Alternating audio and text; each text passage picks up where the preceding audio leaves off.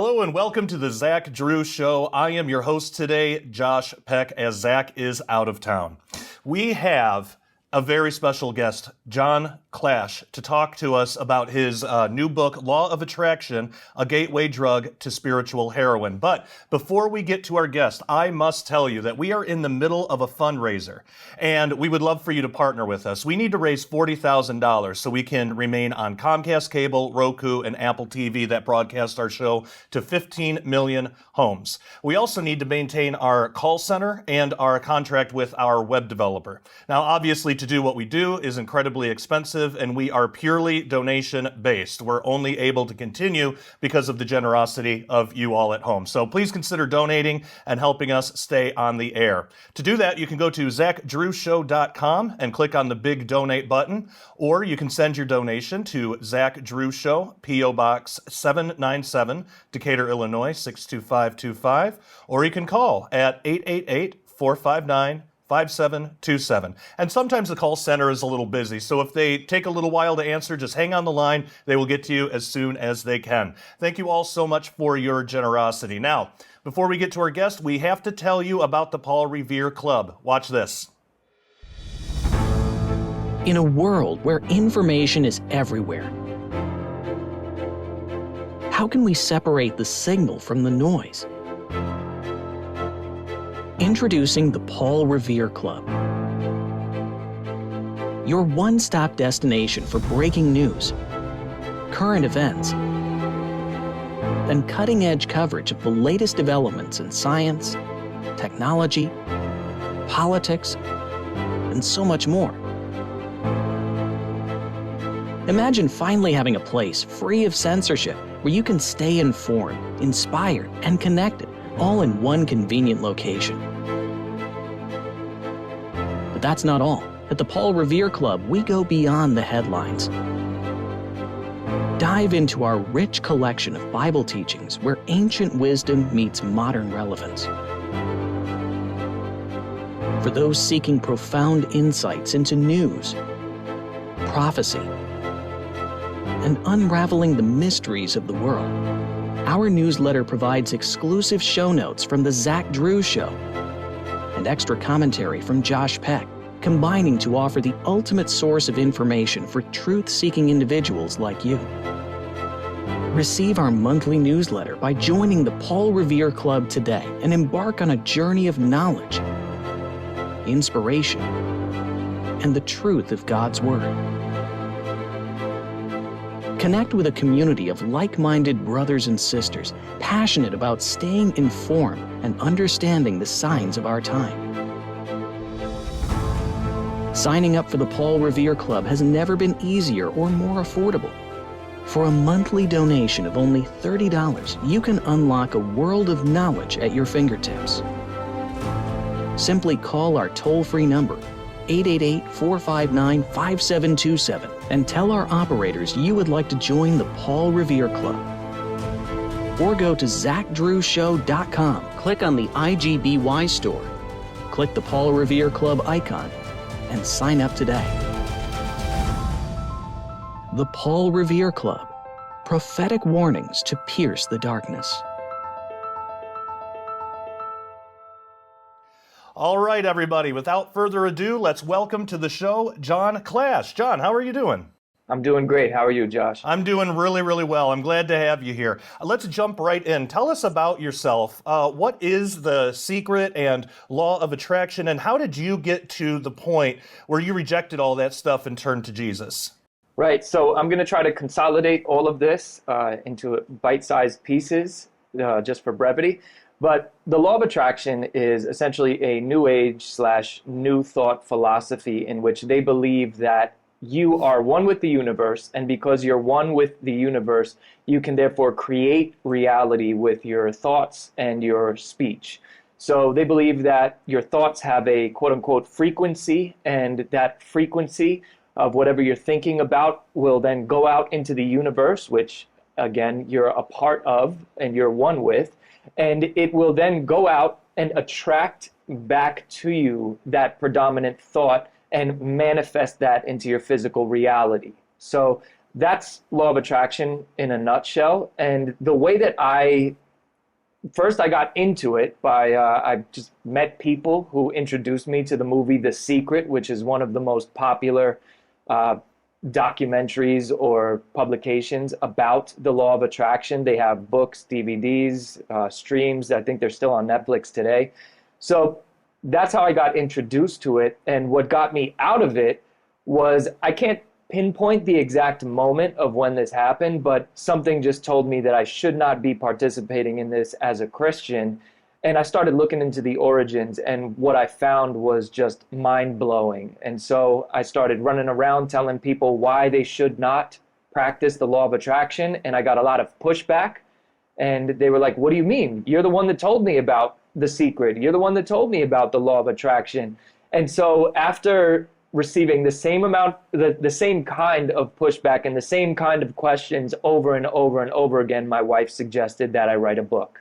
And so that's what brought us to where we're at today. And in the book, we go through every single reason of whether you're a Christian or secular or anything, you're going to come away from it understanding that you should not be practicing the law of attraction, and that it's not neutral, and it's also just chock full of lies, fallacies, scam industry behind it all. And there's just no reason that anybody who has any little bit of cognitive ability should be looking at this information and then decide afterwards, yeah, I think I'm still going to practice this. So that's where we're at today.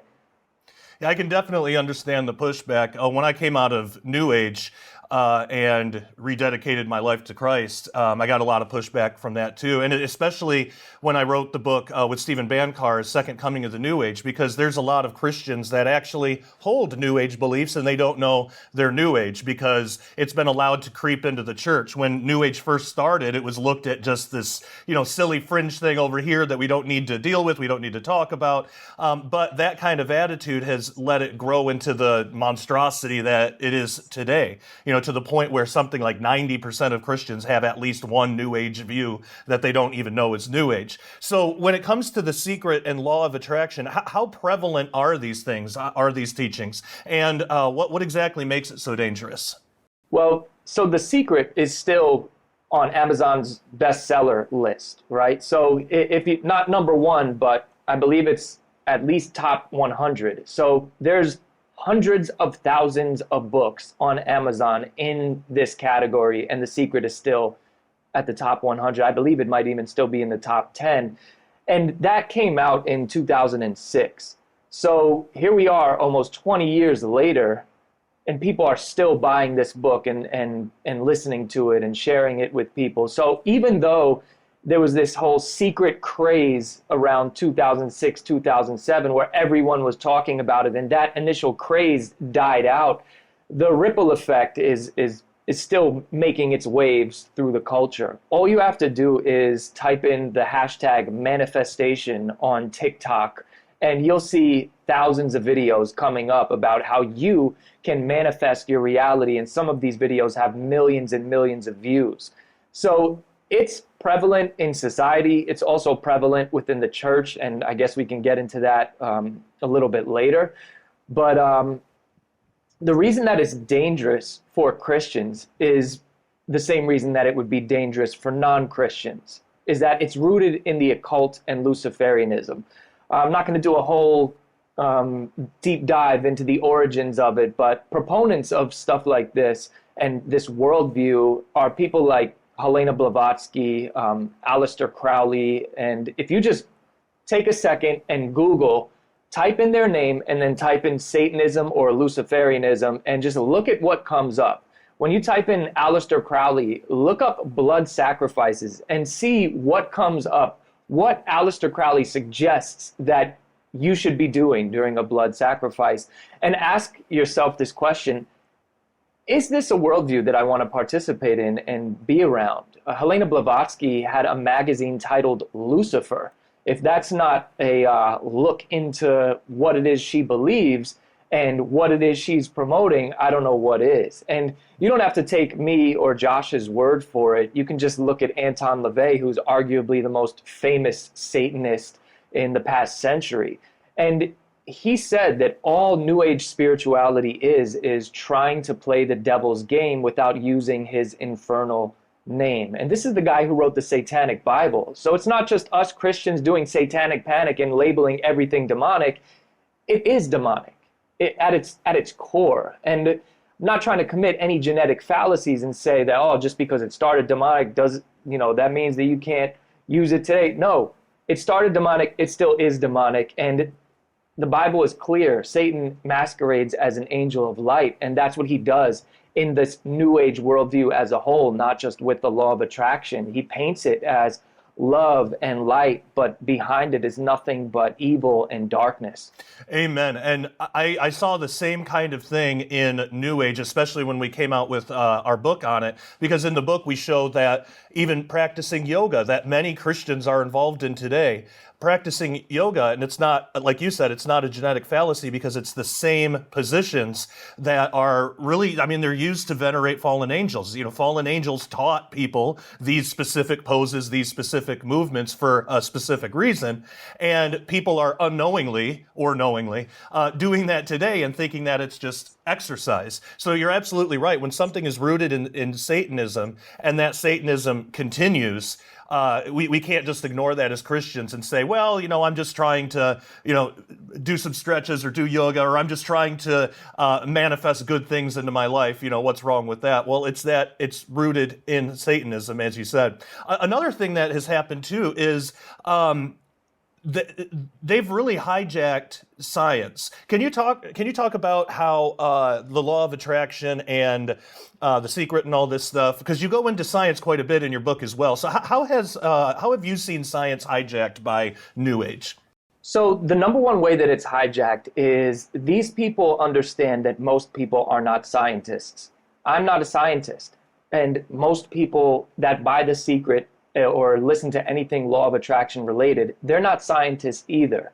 So they bank on the fact that they can use these scientific words and like fluctuations or frequencies and quantum physics, and they can use all of these words that us lay people have no idea what they equate to in the scientific world, and they can use them any which way they want and just kind of, I call it throwing smoke bombs, right? They throw smoke bombs at us and we don't know how to maneuver through the smoke, and therefore they can lead us out of it in whatever direction they feel like leading us. And it's always to some hand-picked quantum physicist or scientist that agrees with the law of attraction interpretation of quantum physics, but completely disregarding that 99% of scientists in quantum physics disagree with the law of attraction interpretation of quantum physics. And they use this in order to trap you into their pseudoscientific net. And really all that is a sales funnel. So they'll use things like quantum physics, in which if there's a small percentage of graduates who graduate in physics, there's an even smaller percent of PhD graduates who graduate in something quantum, right? So this is a 1% of 1% of 1% of people who actually can navigate the realm of quantum physics. And then you have somebody like Rhonda Byrne, who wrote The Secret. In her book, she says, I never paid attention in science, but now when I read complex books on quantum physics, I understand them because I want to. And here's the thing. Quantum physicists are even admitting that they don't understand quantum physics. If you just look at how many different interpretations of quantum physics there are, and you look at how even in those interpretations, there's other branches that come out of those interpretations that interpret those interpretations differently than the original interpretation, and you expect me to believe that Rhonda Byrne knows the correct interpretation, right? So that's one of their go-tos. And then you also have pantheism, which, pantheism and strong panentheism. So both these worldviews, they're very similar. There's only one little difference in them, but essentially we are one with the universe. And the universe is infinite, right? So that means there's no beginning, no end. This is a claim that they make. And to to the layperson who has never really spent any time looking into this, we might think, oh, wow, that makes sense. We are one with the universe. We're in the universe, so therefore we're of the universe. Maybe we are one with the universe. Maybe it is infinite. We don't know these things, and we completely forget that in like ninth grade science class, we learned about the Big Bang. And the Big Bang shows that there is a beginning of the universe. And I don't know if you understand the definition of what infinite means, but it means that there is no beginning and there is no end.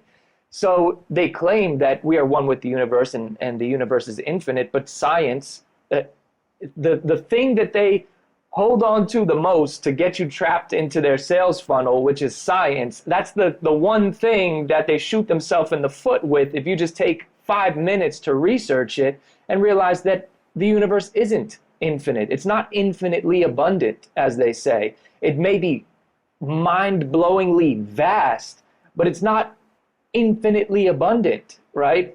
So if there's a beginning, there's also an end coming. The second law of thermodynamics shows that there's an end of the universe coming. So just in that right there, they're not in agreement with science. So they use quantum physics, and then they use that to show that they are one, that we're all one with the universe, and then they completely ignore the Big Bang, and they have to do linguistic and scientific gymnastics in order to avoid the reality of truth. But again, they bank on the fact that you and me aren't going to go double check what they're saying. Yeah, and what's amazing too is when it's properly understood, science can actually show evidence for God. And you brought up something in your book that you learned from Frank Turek, the SURGE acronym. Can you tell us about that?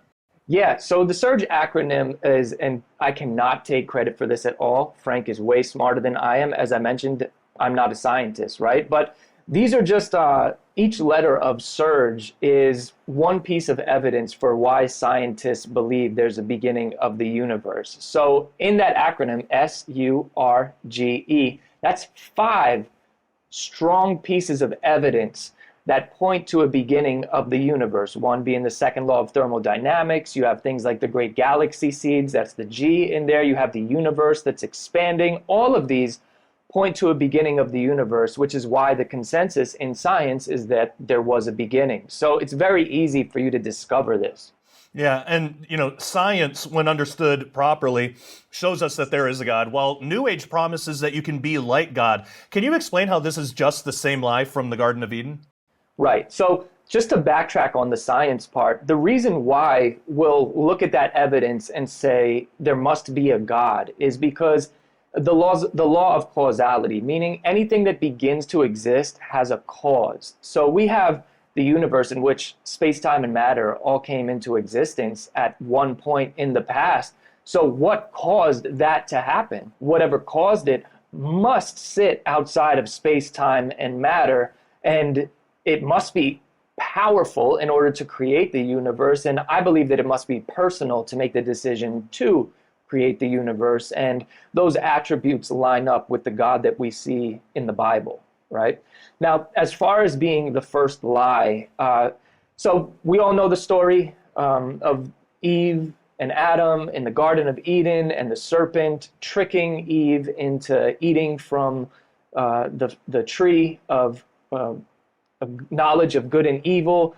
And that kind of disrupts everything. The perfect world that was created, sin entered into it in a moment, and now we are living in this fallen, sin-filled world. So the reason that he was able to trick Eve, he being the serpent / the devil, was because of her ignorance. And that's not I'm not taking shots at Eve here. All I'm saying is that she wasn't aware of certain things, right? So he questioned what God said about eating from this tree. He said, would you surely die? You surely won't die if you eat from this. Meanwhile, God said, if you eat of it, you will surely die, right? So the devil comes in and says, hey, God's holding something back from you. He's holding back this hidden knowledge, because what's the tree?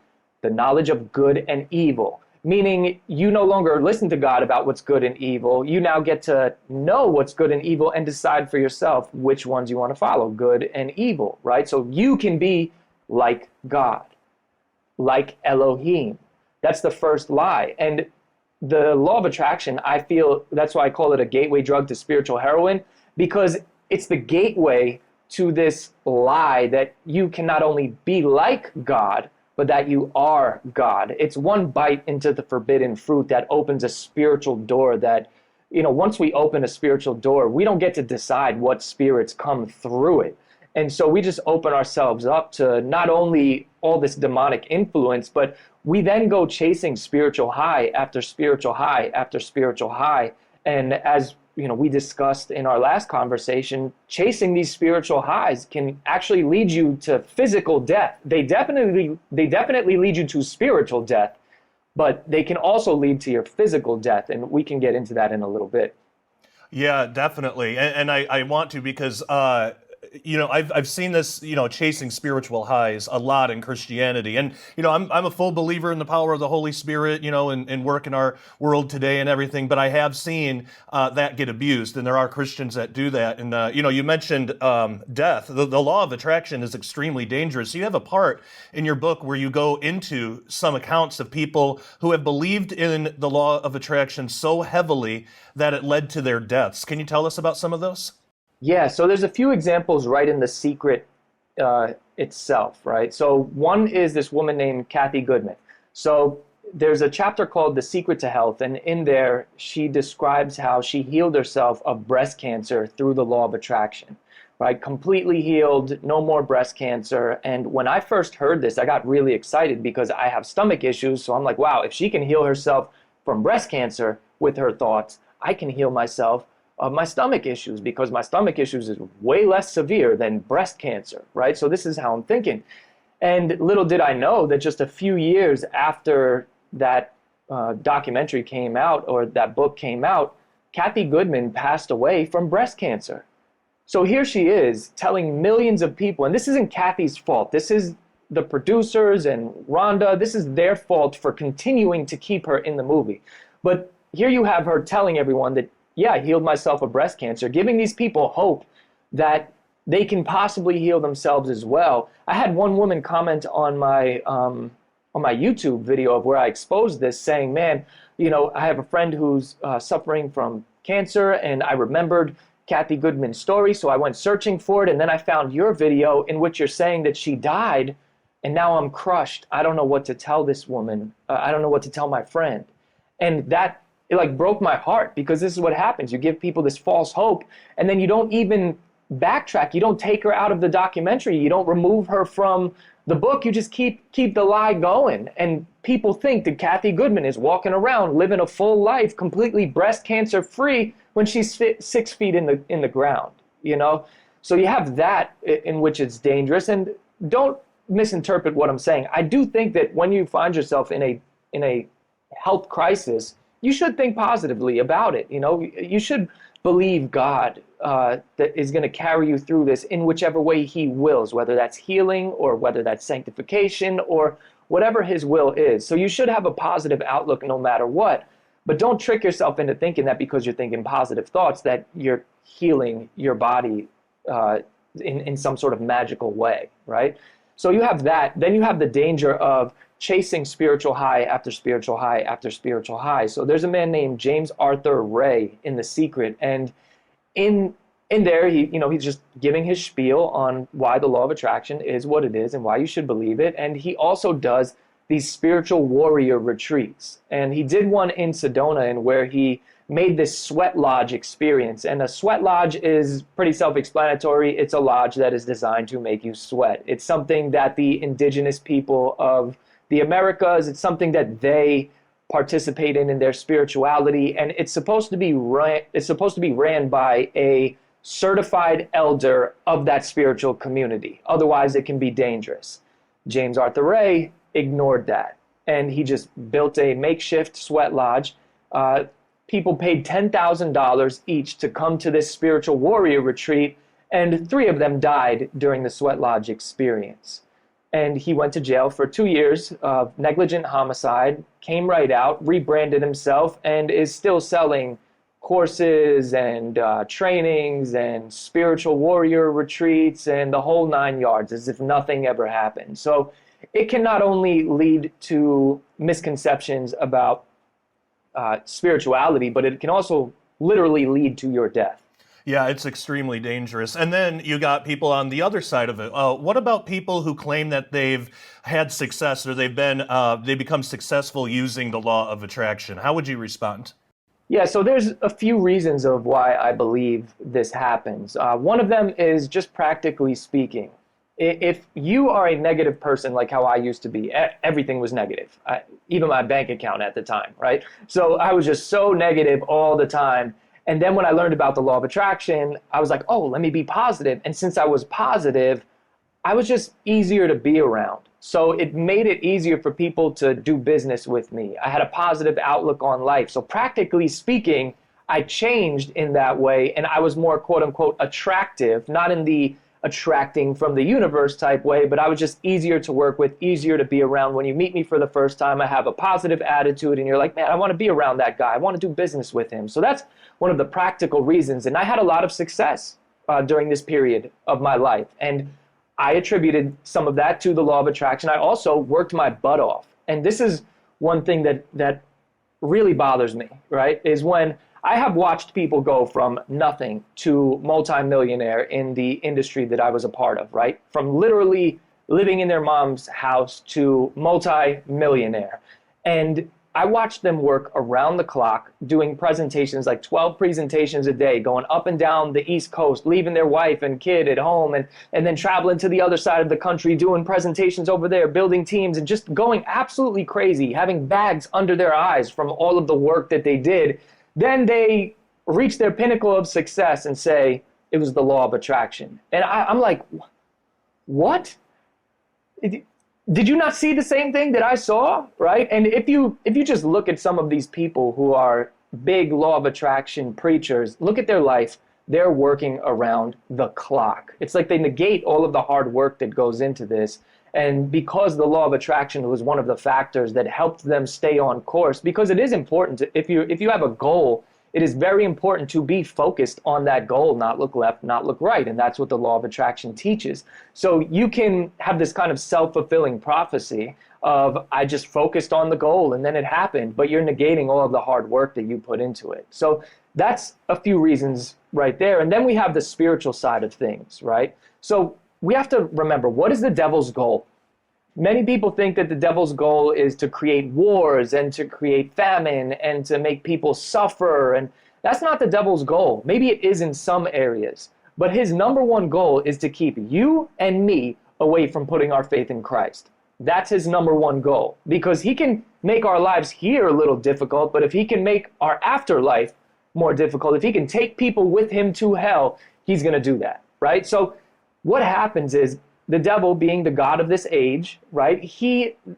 I call it propping people up to become tools of the devil. So he'll give you all the success. He'll give you all of the nations of the world, so to speak, right? He'll give you everything that your deceitful heart desires, as long as you don't worship the one true God.